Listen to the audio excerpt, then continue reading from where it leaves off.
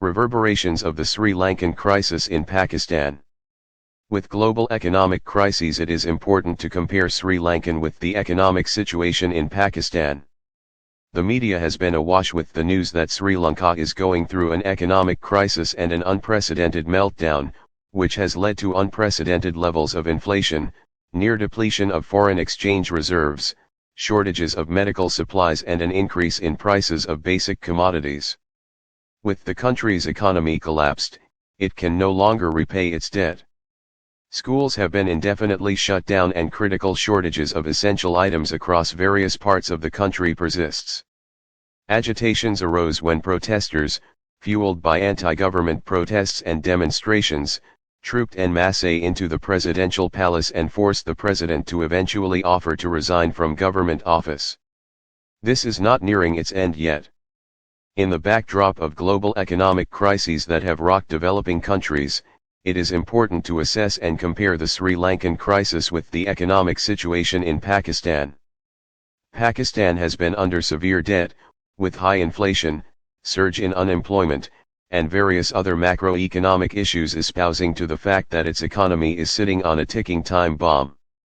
Looking at it from a critical perspective, the factors that contribute to Sri Lanka's economic crisis have also significantly affected Pakistan, along with most other developing countries. These include the COVID-19 pandemic, the rising cost of global borrowing, and the consequences of the Russo-Ukraine war. Regarding foreign exchange revenue, tourism has long been a major source for Sri Lanka.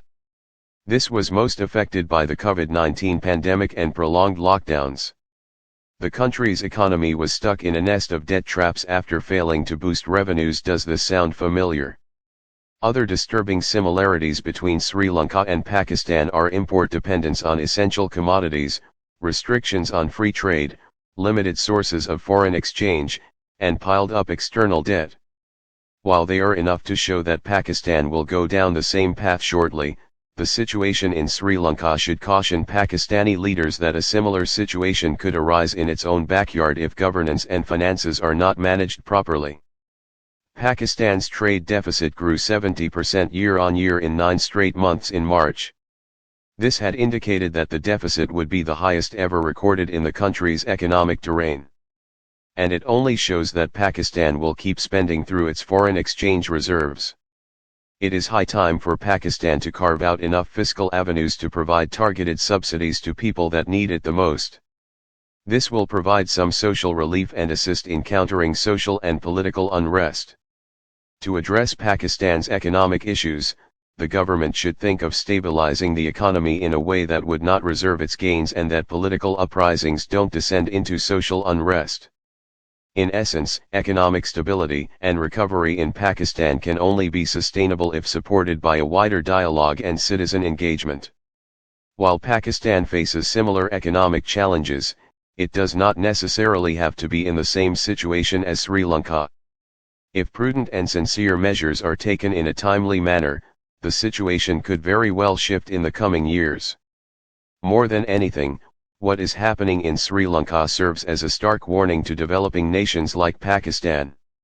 Indeed, there remains an exigent need to assess and understand the underlying causes that led to the Sri Lankan economic crisis so that such a situation can be forestalled in other countries.